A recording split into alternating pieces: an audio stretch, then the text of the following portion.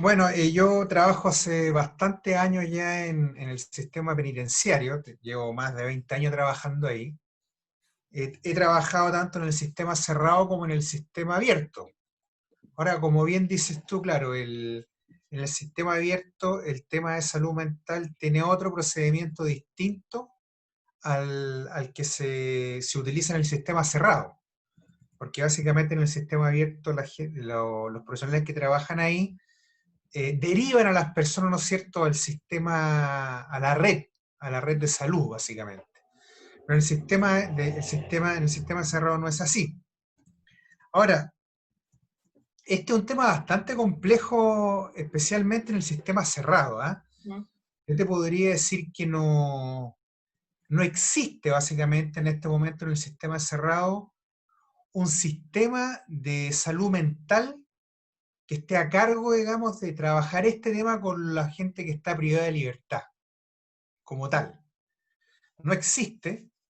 Las personas que ingresan al sistema cerrado a cumplir una condena, durante el transcurso, ¿no es cierto?, de la evaluación inicial que se le hace a esta persona al ingreso, nosotros básicamente lo que hacemos ahí es una evaluación criminológica Ujú. de cuáles son los factores de riesgo que están asociados a la conducta delictual. ¿Ya? Ese es básicamente nuestro objetivo. Ahora, si en ese proceso el profesional psicólogo, básicamente psiquiatra hay muy poco, observa alguna conducta que podríamos calificar como extraña, qué sé yo, algún síntoma que le indique algún problema de salud mental, en ese momento el psicólogo lo empieza a evaluar Ujú. y trata de hacer las gestiones al interior de la unidad penal para poder intervenir el caso en términos de salud mental, en términos psicológicos o psiquiátricos. Pero como te digo, no existe un área de salud mental propiamente tal, ¿no es cierto?, que esté a cargo de esto. Lamentable eso, pero es así. Ujú. Entonces, cuando llega la persona eh, y viene con alguna patología dual, por ejemplo, presenta algún trastorno psicológico y más encima el tema de la conducta delictual, durante el proceso se va descubriendo eso de alguna forma, ¿cierto? Y se inician las gestiones internas para poder derivarlo donde corresponde. Ujú. En el sistema abierto tiene un hospital penal, ¿ya? Que queda en la expenitenciaría, ahí está, al costado está el hospital penal, y cuando se identifica por parte del profesional psicólogo o psiquiatra algún tipo de cuadro psicopatológico, se deriva, digamos, a este hospital penal para que se le pueda hacer una evaluación y si es necesario, digamos, medicamento y todo ese tipo de indicaciones. Ujú. Pero como te digo, no es una prioridad de la unidad penal, del sistema penitenciario cerrado, evaluar cómo está la salud mental del penado, básicamente, de la persona que ingresa a cumplir condena. Nosotros lo que iniciamos, cuando la persona ingresa, hacemos un proceso de clasificación de esa persona entre alto, mediano y bajo compromiso criminógeno, para evaluar dónde él puede quedar, digamos. Una persona evidentemente de bajo criminógeno no se puede enviar con personas que estén con alto compromiso criminógeno. Ujú. Es una clasificación inicial.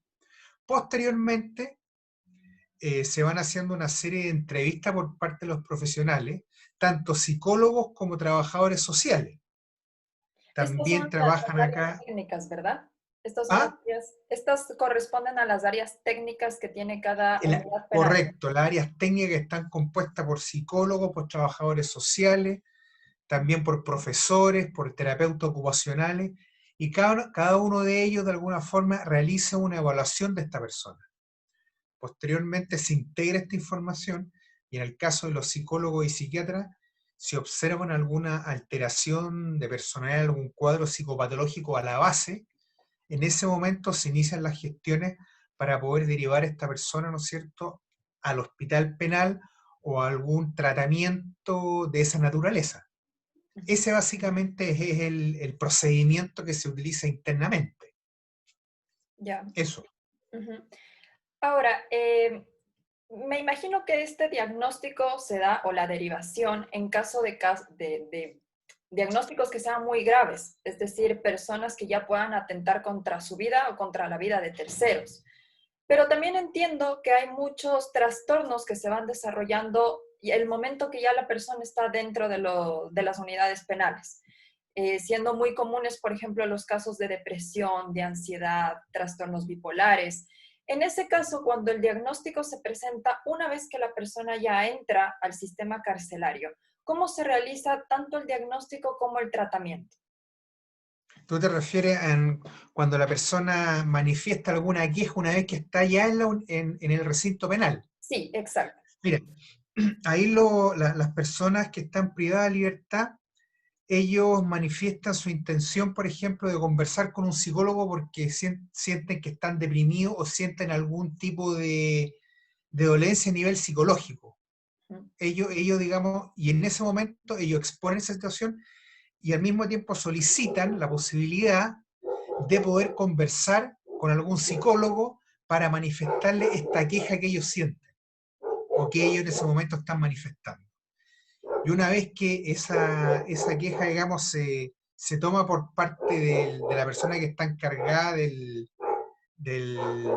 la parte donde está la persona cumpliendo su condena, se hace llegar, ¿no es cierto?, esa solicitud al área técnica.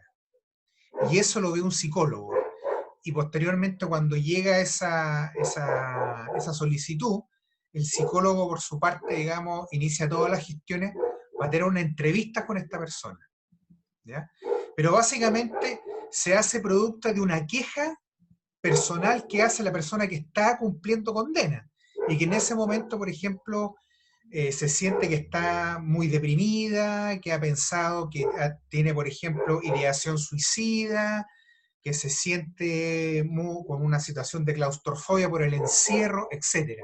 En ese momento, directamente, la persona que está cumpliendo condena solicita directamente poder conversar con un profesional del área técnica para poder manifestarle esta queja.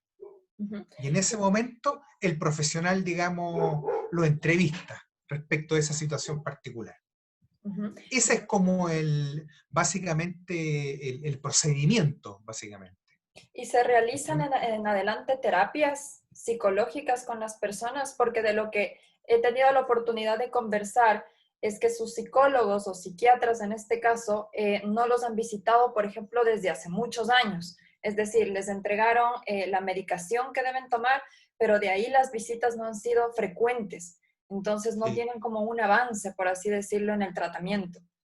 Sí, mira, al interior de la unidad penal no se hace psicoterapia propiamente tal. Ujú. En esto no hay un proceso de terapia psicológica como se entiende aquella. ¿Me entiendes tú? En un lugar, en un espacio, porque aparte no existe un espacio adecuado para poder hacer una psicoterapia. ¿Me Ujú. entiendes tú? Porque todos los recintos al interior de las unidades penales están permanentemente utilizados, entonces a veces, en muchas ocasiones, el psicólogo o el psiquiatra, por ejemplo, no puede estar más de media hora, 45 minutos, una hora con la persona, porque rápidamente tiene que entrevistar a otra persona.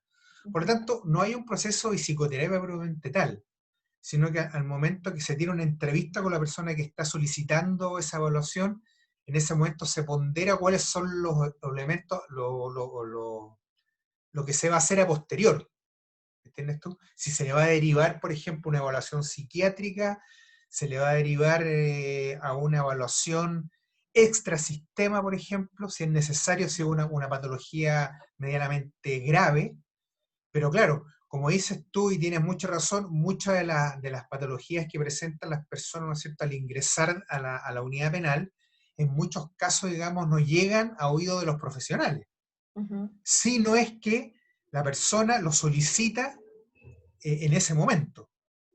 Como te digo, no existe, por lo menos en el sistema cerrado, un sistema armado, coordinado, que vea permanentemente, que esté a cargo permanentemente de chequear y evaluar el estado de salud mental de las personas que están cumpliendo condena. En muchos casos, como bien tú dices, la persona lo entrevista una vez y posteriormente no hay un proceso de continuo, ¿no es cierto?, de chequeo de ese caso. Ujú, El profesional simplemente indica lo que se tiene que hacer con él y en muchos casos la persona no lo vuelve a ver en mucho tiempo más.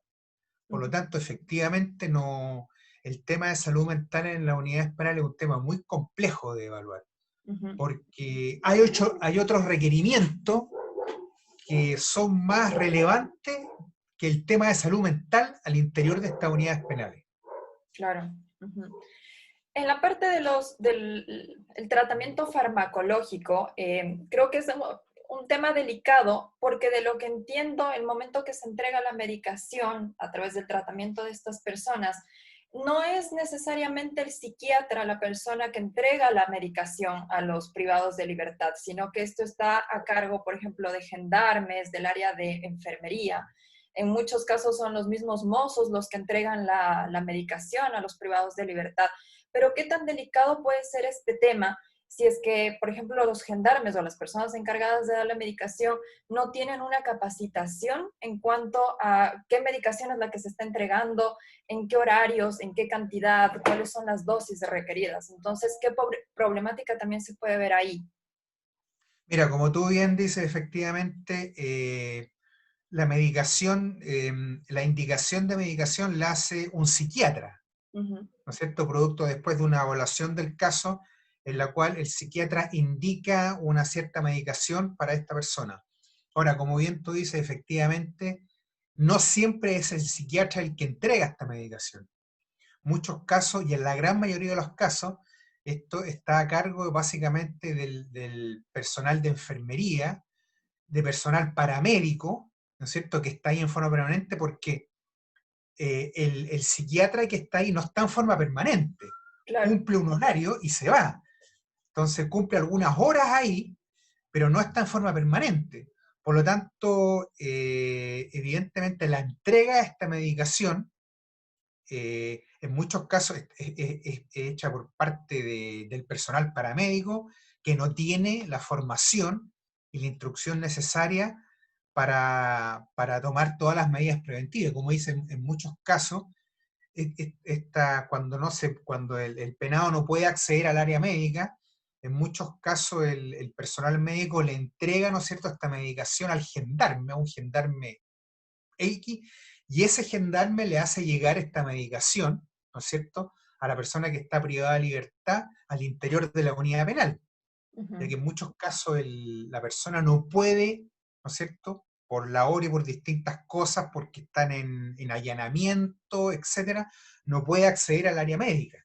ujú. Entonces, es una situación bastante compleja porque, como tú entenderás, eso se puede prestar para una serie de situaciones bastante delicadas Claro. en términos que se pueden vender ese medicamento, estas personas lo pueden enviar a otras, se lo pueden dar a otras personas.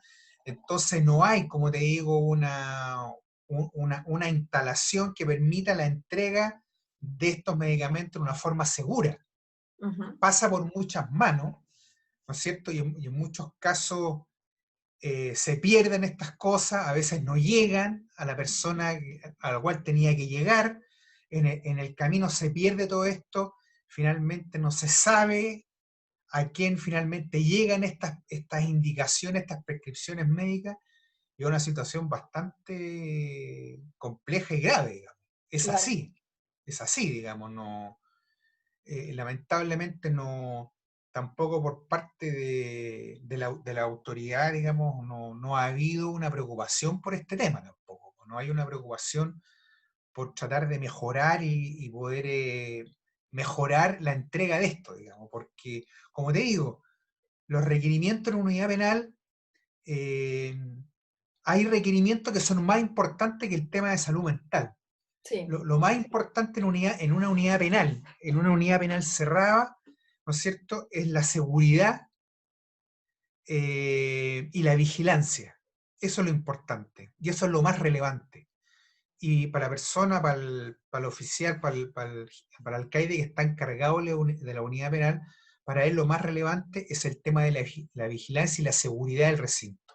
Es Ujú. decir, que no vayan a haber motines, que no se le vaya a escapar los reos, eso es lo más relevante. Entonces, todos los otros aspectos, salud mental, intervención a nivel social, etcétera, en muchos casos pasan a un segundo plano. Ujú. Porque ahí lo relevante, como te digo, es mantener la seguridad del recinto penal y la Sí. vigilancia. Eso es lo más relevante. Entonces, todos los otros aspectos están en un segundo plano. Carlos, yo le quería comentar y compartir algunas cifras que logré obtener a través de Transparencia Activa del portal de compras públicas de este año, las adjudicaciones a través de las direcciones regionales de algunos recintos penitenciarios en cuanto a la medicación, las compras de medicaciones para el 2020. Yo ¿Ya? elaboré un Excel con todas las medicaciones, pero filtradas solamente las que están derivadas para psicotrópicos, es decir, Ya, antidepresivos, ansiolíticos, hipnóticos, correcto. sedantes. Eh, hasta la fecha se han comprado 130,000 pastillas destinadas solamente para este tipo de tratamientos. Yo entiendo 130, a nivel nacional, a nivel nacional, a sí, nivel nacional. Perfecto. exacto. Ya, Eh, 130.000. sí, en Valparaíso se ha comprado la mayor cantidad, que son 112,000 pastillas para todo este tipo de padecimientos que le comento. Entiendo, no sé, desde mi perspectiva, necesito como poner en una balanza si es que esta cantidad es mucho o poco, si es que comparamos con la cantidad de personas que tienen algún padecimiento. Pero esa cifra no existe, es decir, no se sabe desde Gendarmería cuántas personas actualmente tienen alguna enfermedad mental que requiera de esa farmacología. Hay una hipótesis que me han compartido de parte de las fundaciones, que ellos consideran de que una medida de seguridad que tienen dentro de las cárceles es administrar estos medicamentos a los privados de libertad para mantenerlos como en un estado de tranquilidad, pasividad, para evitar riñas incluso. Pero esta obviamente es una hipótesis que no se puede comprobar a menos de que se converse con alguien de Gendarmería, pero no se entiende la cantidad de medicación que se están comprando, si es que no se sabe tampoco cuántas personas tengan algún padecimiento de salud mental. Ujú, Entonces, ujú. desde esa perspectiva, por ejemplo, ¿usted qué opina al respecto? Mira, o sea, me parece lamentable que no exista un dato por parte de Gendarmería que indique cuáles son las personas que efectivamente, ¿no es cierto?, están siendo sometidas a una medicación de esas características, digamos, por psicotrópico, ansiolítico, porque tú me dices que solamente lo que tú llegaste a determinar es la cantidad de estas pastillas que se adquieren, Sí, pero no digamos quiénes son las personas concretas que están recibiendo esto. exacto, porque, Ahora, por ejemplo, si es que son correcto, 300 personas, se entiende que van a tener cada una, no sé, que toman 4 pastillas, 3 pastillas, entonces se puede hacer un correcto. equivalente, pero si no se tiene la cifra, ahí hay una complicación. Ahora, bueno, esas son cifras que debería tener la Gendarmería, que lamentablemente no las tiene. A mí me parece una situación bastante delicada, porque estamos hablando de medicamentos que están bajo control médico, ¿no es Ujú. cierto? Y evidentemente, como yo te decía, cuando ingresan estos medicamentos que en muchos casos son bastante apetecidos al interior de las unidades penales, todos estos remedios, medicamentos psicotrópicos, son bastante apetecidos por la población penal en general. En muchas ocasiones, eh, estos medicamentos no llegan a la población penal por una indicación de un médico o un psiquiatra, sino que llegan por comercializaciones internas, en la cual en muchas ocasiones están involucrados en esto funcionarios de gendarmería, etcétera, que comercializan esto dentro de la unidad penal. Eso es una realidad.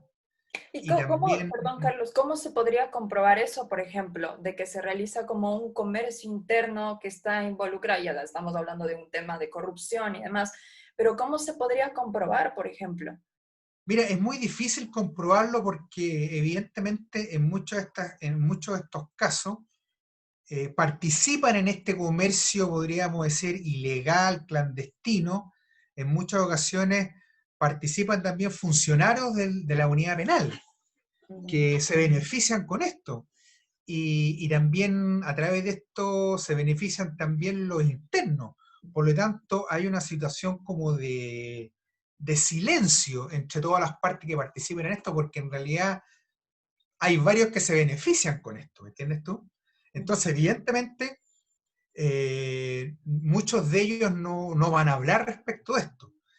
En algunas ocasiones estas cosas se han destapado porque algún interno, por ejemplo, alguna persona que está privada de libertad, expone esta situación, pero por una situación que él se vio perjudicado con esto. ujú. Entonces expone esta situación y ahí se hace, ¿no es cierto?, los sumarios y las investigaciones correspondientes. Pero como te digo, es muy difícil poder chequear y comprobar con datos y con pruebas claramente cuál es la red, dónde está la red, ¿no es cierto?, en la cual están involucradas estas personas. Es muy difícil.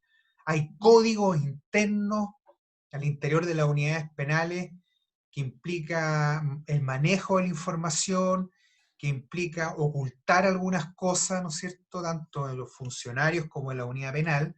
Imagínate tú que ahí son personas que están 24 horas al día en contacto permanente, Ujú, frente a los cuales ellos se generan lazos, vínculos en algunos casos. claro. Entonces, se generan asociaciones ahí espurias, asociaciones que van más allá de lo estrictamente relacionado con la vigilancia, ¿no es cierto?, con la seguridad. Entonces, evidentemente es muy complejo ese tema. Nunca se ha logrado hacer, ¿me entiendes tú? Y en las oportunidades que esto se ha destapado, ha sido porque han habido denuncias, por ejemplo, de parte de internos, ¿no es cierto?, que denuncian, por ejemplo, a algún funcionario. Pero como te digo, es un área muy oscura y como te digo, no. Ahora yo creo que Gendarmería evidentemente debería tener en este tema de salud mental, como dices tú, esta cantidad increíble alta de medicamentos, ¿no es cierto?, que se adquieren, debería tener un correlato, ¿no es cierto?, con cuáles son las personas que reciben esto diariamente, quiénes son, pero muchas de esas cosas no están protocolizadas, no Ujú, hay registros de aquello. Por lo tanto, en todo este tema, muchas de estas cosas en el camino se van perdiendo y llegan a la población penal de forma bastante irregular. Eso es una realidad. Ahora, respecto a lo que planteabas tú, que hay una política respecto a Gendarmería, digamos, de entregarle medicamentos de estas características a la población para que esté, digamos, tranquila, no es masivo aquello, ¿ya? No es masivo, no es una cosa que se le entregue a todo. Básicamente, cuando hay una indicación médica, cuando de alguna forma los funcionarios de las áreas técnicas, los gendarmes, observan que hay un interno en particular, ¿no es cierto?, que presenta mucha conducta un tanto alterada. En esos casos se generan los dispositivos para entregarle a esta persona algún tranquilizante de esas características, pero no es, digamos, una situación generalizada que se le entregue por parte, por ejemplo, de los funcionarios a toda la población penal. ujú, Pero sí, digamos, existen asociaciones ahí bastante espurias respecto de todo este tipo de cosas, digamos. Y eso ujú. relacionado también con consumo de drogas, con alcohol, con este tipo de sustancias psicotrópicas que son bastante requeridas por los penados, digamos, por la gente que está cumpliendo condena al interior de la unidad penal. Ujú. Carlos, también quería hablar sobre el tema de el abastecimiento, la capacidad que tienen las personas en cuanto a psicólogos y psiquiatras. De la misma manera, yo también he buscado a través de Transparencia Activa cuántos funcionarios correspondientes a psiquiatras y psicólogos trabajan en las unidades penales. Hasta el año pasado, en diciembre, solamente habían 3 psiquiatras que trabajan a contrata de planta y por honorarios. Solamente son 3 a nivel nacional. ¿Cómo se entiende esta poca cantidad de personas que están derivadas a esa especialidad, por ejemplo? Porque psicólogos hay muchos, pero como usted me mencionó, no están derivados a un tratamiento con los privados de libertad, sino que están destinados para hablar del tema de los beneficios intrapenitenciarios, pero no para terapias. Pero, por ejemplo, si estamos hablando de tan solo 3 psiquiatras, con esa cantidad tan grande de medicamentos como le mencioné, no creo que sean solo 3 psiquiatras los que estén a cargo de proveer esa cantidad de medicamentos. Pero, por ejemplo, ¿ahí qué pasa? Mira, lo que pasa, como yo lo que te planteaba anteriormente, el tema de salud mental en general, el tema de salud mental, yo creo que en Chile básicamente ahora hay una situación más amplia que a nivel nacional. Tú sabes que aquí a nivel nacional el tema de salud mental es un tema bastante complejo. No hay dispositivos nacionales que el aporte que se entrega estatal a la salud mental es muy bajo, y eso, digamos, se replica también en las unidades penales. ¿Por qué? Porque básicamente el tema de salud mental no es una prioridad al interior de las unidades penales. No es prioritario, no es una cosa que haya que preocuparse permanentemente de la salud mental de las personas que están privadas de libertad. A diferencia, por ejemplo, de la situación de seguridad y vigilancia, que eso es una situación permanente y que los funcionarios de la unidad penal tienen que estar permanentemente vigilando, ¿no es cierto?, el tema de los movimientos de los distintos penados. Entonces, por lo mismo, esta tan baja cantidad de psiquiatras, que son 3, porque básicamente no es una prioridad para la Gendarmería mantener o chequear permanentemente el tema de salud mental de la gente que está cumpliendo condenas privadas de libertad. Hay otras cosas que son más prioridad y en la cual se generan los recursos para allá. ¿Me entiendes tú? Como son toda la situación de vigilancia, de cuidados, de orden al interior y de seguridad y orden al interior de la unidad penal. Porque eso sí genera externalidades negativas para Gendarmería. ¿Me entiendes tú? O sea, que haya un motín en una unidad penal genera externalidades negativas para Gendarmería. Eso sale en los medios de comunicación. Entonces, frente a eso, Gendarmería se preocupa siempre de que esas cosas no salgan a los medios de comunicación. Mientras que los temas de salud mental, como no son tan relevantes, no son habituales, no son permanentes en las unidades penales, por lo tanto, ¿cómo se llama? La prioridad no es alta respecto de eso. Por lo tanto, los recursos que se generan para allá son insuficientes, evidentemente son insuficientes, Claro. porque hay otras prioridades. ¿Me entiendes tú? El mantenimiento de las unidades penales, tú sabes que permanentemente los mismos internos, muchos de ellos, deterioran mucho las unidades penales, las van destruyendo. Entonces hay que permanentemente generar recursos para el mantenimiento de las unidades penales, el mantenimiento físico de las cárceles, de áreas técnicas, de los recintos. Entonces eso genera mucho dinero invertido en mantener esto. Y claro, y como la salud mental, digamos, no es una prioridad el tema psiquiátrico, esa es la respuesta básicamente. No hay otra situación, porque básicamente no es una prioridad al interior de la institución.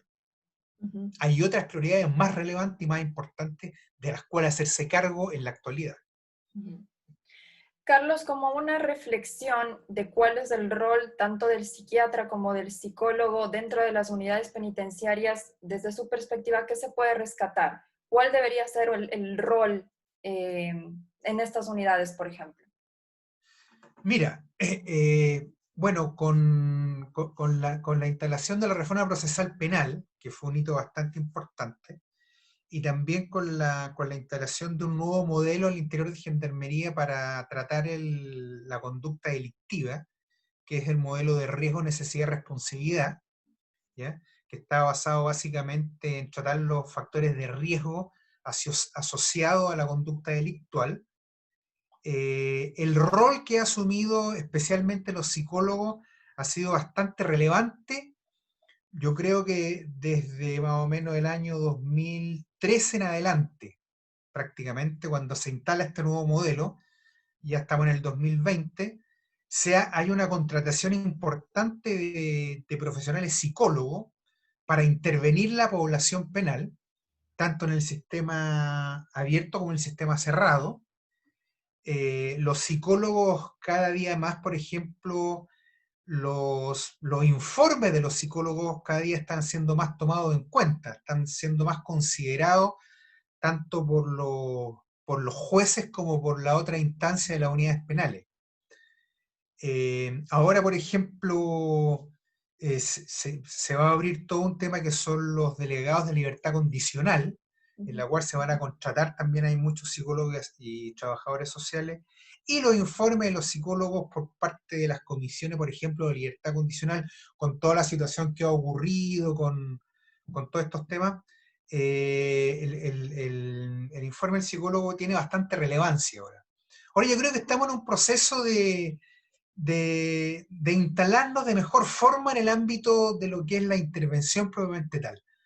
Ahora, el tema de los psiquiatras, los médicos propiamente tal, ese es un tema bastante complejo de evaluar porque no, como te digo, no hay al interior de Gendarmería un área específica protocolizada de salud mental. Por lo tanto, ese es un tema un poco más complejo de poder evaluar, yo creo, la pertinencia de contratar más psiquiatras, que a mí me parece que sí, Claro. pero no sacamos nada con tener psiquiatras si no están dentro de un departamento que implique una evaluación, chequeo constante y permanente a la población penal, en base a protocolos establecidos. No sacamos nada contratar más psiquiatras, ¿no es cierto?, si no va a tener nada que hacer, o le va a llegar una persona que lo va a ver una vez y punto. Ujú. Entonces yo creo que más allá de contratar más psiquiatras, hay que instalar un área, una sección de salud mental con recursos destinados a aquello, digamos. Esa a mí me parece que es lo más relevante. Ahora, el rol del psicólogo, como te digo, se ha ido potenciando desde el año 2013 hasta ahora, y la cantidad de psicólogos ha ido aumentando mucho, digamos, los que están trabajando en la actualidad en Gendarmería. Y básicamente, no con el propósito de hacer psicoterapia, sino que para trabajar programas de intervención orientado a disminuir las probabilidades de riesgo de una persona que vuelva a cometer un delito. Ujú. ¿Ya? Eso básicamente es de un punto de vista criminológico más que psicoterapéutico. También para el tema de la reinserción, me imagino, o sea, como un plan Correcto, de reinserción. correcto. Ya. Por supuesto, digamos, la intervención criminológica que se hace en Gendarmería va orientada a la persona puede reinsertarse nuevamente en la sociedad sin volver a cometer un delito a futuro. Por lo tanto, como te digo, la intervención es más criminológica que psicoterapéutica propiamente tal. Ujú. Ese es el tema. Entendido. Ya, Carlos, creo que con eso estamos. Yo le agradezco mucho igual por la Ya, pues, entrevista.